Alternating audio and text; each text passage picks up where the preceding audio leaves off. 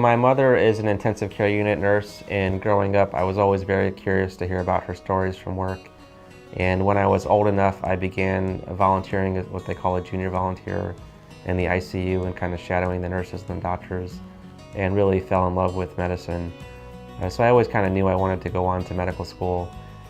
When I arrived in college at UC Berkeley, my roommates happened to be on the football team there, and they introduced me to the sports medicine program. And so that was a really eye-opening experience for me, going to all the practices, and we called them training rooms afterwards, where they would get their medical treatment, and as well as game days on Saturday.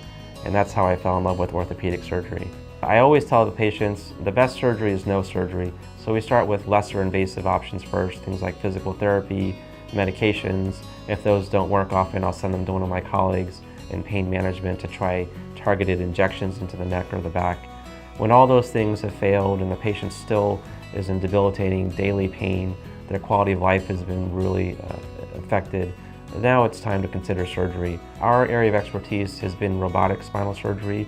We are one of the first groups in San Diego to learn spinal surgery using a robot, and have done more robotic spinal surgeries than any other center here in San Diego. And using the robot has really been a game changer for my practice. It allows me to do surgeries with a much higher degree of accuracy, less risk for complications, and this translates to better outcomes for our patients.